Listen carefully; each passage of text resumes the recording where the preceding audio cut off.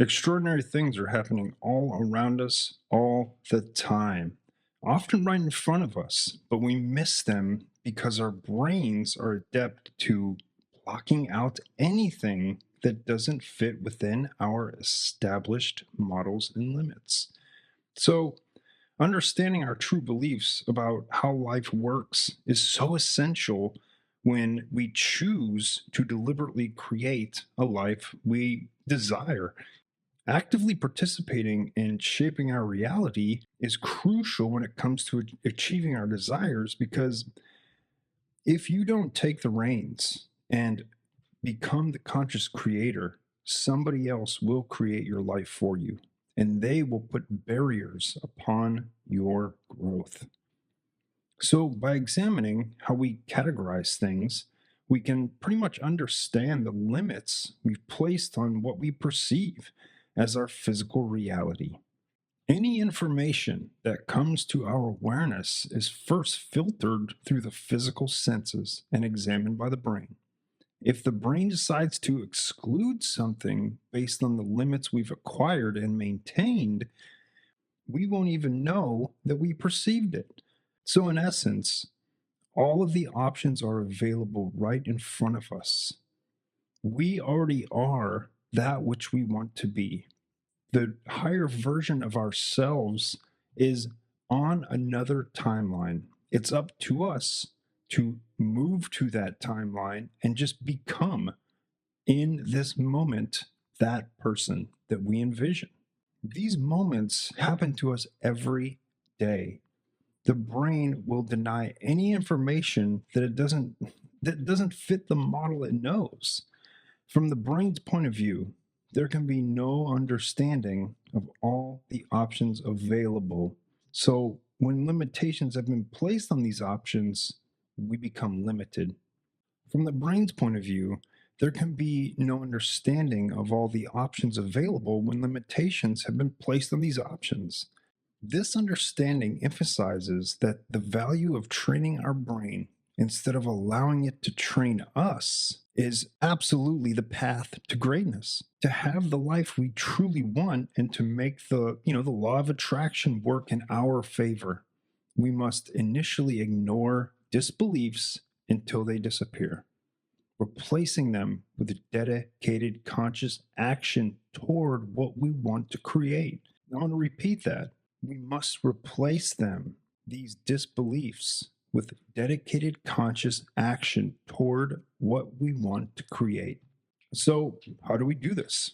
One effective way to do this is to maintain a what if attitude or remain playful and childlike, because this significantly increases the chances of us, undermining or disempowering limiting models and beliefs.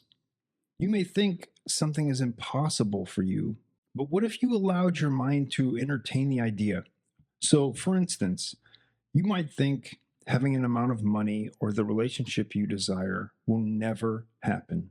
However, what if it did? Allow your mind to explore that what if and often imagine, use your powerful imagination just for a moment that you can fully create this reality, that you have whatever you want, and that you're capable of manifesting anything. So I believe that affirmations are very powerful and they can help. But what a lot of people do with affirmations is they use them, but they don't feel the experience behind the affirmations. They believe that if they listen to an affirmation, it will make the change happen.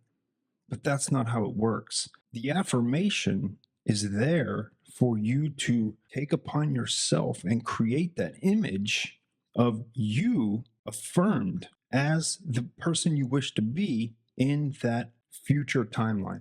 Because sky's the limit. Allow your mind to explore that, what if. Use your imagination. Fully create your reality. Even if your current circumstances do not reflect that, completely deny it. You are the person that you envision in the future. Become that person right now. Feel what that person feels. Think how that person thinks. Now, a really fun exercise I like to give to my students is create your personal avatar. Truly create this person. Write it down, put it in a Google Doc, whatever you want to do, but really lay it out. What does this person do every day? How does that person feel? Okay. What clothes are they wearing? Even down to the, tiniest detail. Truly create that avatar of yourself. This will give you the ultimate blueprint. Then you can look at that person and take on their emotions, their feelings, and become it in the now present moment. And I've seen my students have great success with this because when you sit down and really lay it out right there for you, there's no guessing. There's no, oh, I hope that I become this. I wish that this will happen. No, you've laid it out right there. And you know, because you've created it already, that that is you in the future. Now take on that person's qualities now and really go deep with this. You can have whatever you want, and you are capable of manifesting anything. How wonderful would your life be? Really ask yourself, dwell in your mind about this beautiful place, this beautiful person that you have become, and feel good. Feel how good it feels to be there and be this person. If you would like guidance on learning how to create from that centered space, grab my inner sanctuary meditation. It's right there in the description. I'll pin it to the comments. It will get you in that centered space so you can ultimately create this avatar and allow the universe to work in divine timing, because in meditation, we bring our brain down to theta brainwave state. From that state is where we create. So a huge win in this mental practice takes so much pressure off of the manifestation itself, because it's simply about enjoying and engaging with the positive thoughts, with gratitude. This gradually breaks down old belief systems that block desires and makes room for new manifestations. So I want you to do something. Look around you. Look around you right now. The life that you currently live, you will discover that what you see is the product of your decisions, choices, beliefs, limitations, and expanded awareness about life. Now, to go back to your personal avatar, when you're really thinking this out and creating this person, I want you to list what this person has brought into manifestation. So some examples might be, your marriage, your children, your career, maybe your living arrangements, or, car, material things, etc. Trace back the origin of these creations as far as you can recall when you first began thinking of each of these things. In other words, reverse the creation process and find the root cause. And if you find less than desired outcomes in your life, trace them back to the decisions and choices you've made. And to go even deeper on that note, practicing shadow work in a meditative state, we can literally rewire our past. But that's for a whole nother video. The process that I'm speaking of now, you should be able to see how the creation occurred through thoughts and beliefs. By proving to yourself that you have this power, you can use it to begin manifesting goals and objectives for your future. So the mind often craves things it thinks are necessary for happiness. True fulfillment comes from the pursuit of becoming more of who we really are, a being full of peace, joy, security, love, freedom, and all those things that, resonate with our true core essence. So the bottom line is that we can have so much more than what our minds suggest based on our limitations. In reality, there's nothing you truly need to be happy. Although, I'm sure your mind may disagree. You are already perfect, whole, and complete. You are enough. This was something that took me so long to grasp onto because I kept trying to affirm that I was confident, affirm that I was perfect, affirm that I was whole, but I would never embrace those feelings at the core. That is where it truly blossoms.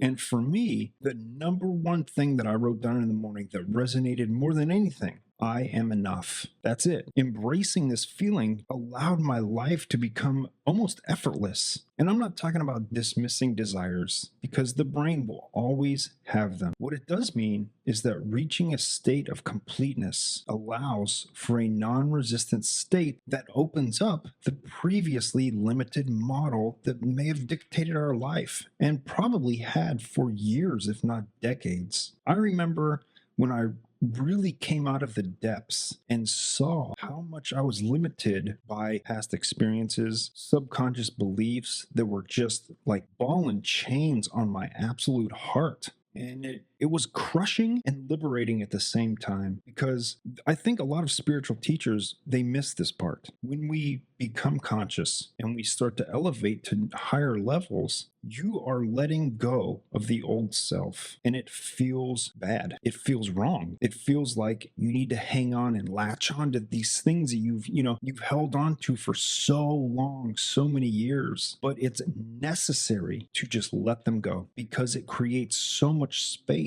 for the new you to really come into play. We don't have to wait for anything to change in our external world, the 3D world, to start feeling better right now in this moment. Both thinking and feeling are entirely chosen and merely require conscious effort. Even a small amount of open-mindedness can be the catalyst for seeing desired results. Just a bit. I always urge, beginners that are just getting into meditation to go 5 minutes, 10 minutes. But here's what you have to get past. You're still being restricted by time, which is not of the construct of the eternal. If you're really determined to take your life to the next level, prioritize it. Set up 1 hour in the morning or before you go to bed so that your brain is in the correct wavelength, so that your brain is among the correct frequency. Then just meditate until it's done, until you have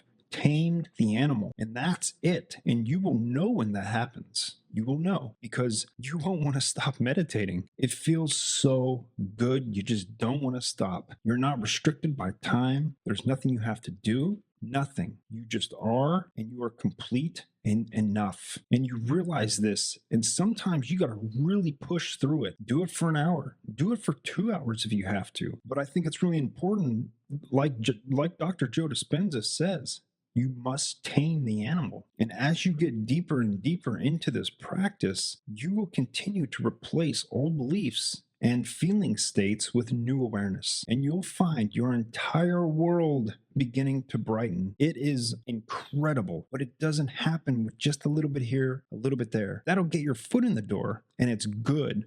Really go for it. Really sit there in meditation and go for it. Break the chains off of the subconscious beliefs that have been running us for so long. What's really cool is it will become way more interesting, and it's almost like a mysterious, wonderful journey every time you go into meditation. It won't be a chore anymore. It won't be some tool that you pull out just to ease your mind and calm the stress and lower anxiety. That's good. I am all about using meditation for that. It'll work, but it's kind of like using a steak knife to cut butter. That knife can do so many more things and is capable of so much more. Allow it to do these things for you. And this is truly, in my opinion, the meaning of life. To live, to fully live in this amazing creation that is the physical world. So with the knowledge of how to intentionally create, there's no better time to be part of this reality than right now, my friend. So scientifically, everything in the universe is composed of energy, including our bodies. If we examine ourselves at the cellular level, we see that we are made up of subtle energy fields, manifesting as light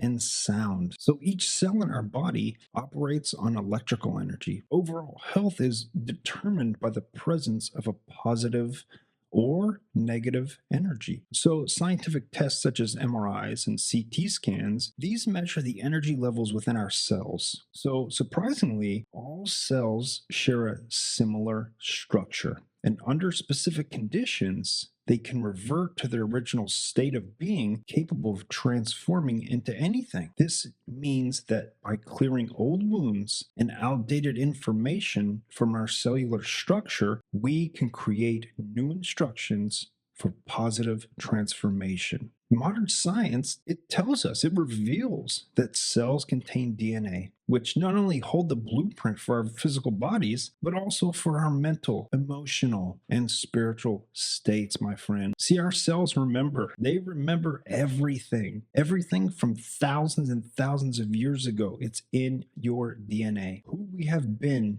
and continue to update. Our cells remember who we have been and continue to update this, personal information as we develop and grow. But sometimes our cellular memories can create blockages that hinder our progress, manifesting as depression or anxiety or, many other symptoms. But you have the power to change this energy. What we now know is the source of pain and anxiety is often not located in the body itself, but rather in the subconscious mind. Scientists refer to this as the cellular memory. Memories are not solely stored in our brains, they are downloaded throughout our bodies at the cellular level. Cellular memories are believed to be the true source of illness and disease, as well as the cause of repetitive patterns and themes in our lives. Actively participating in shaping our reality is so crucial when it comes to achieving our desires. Understanding our true beliefs about how life works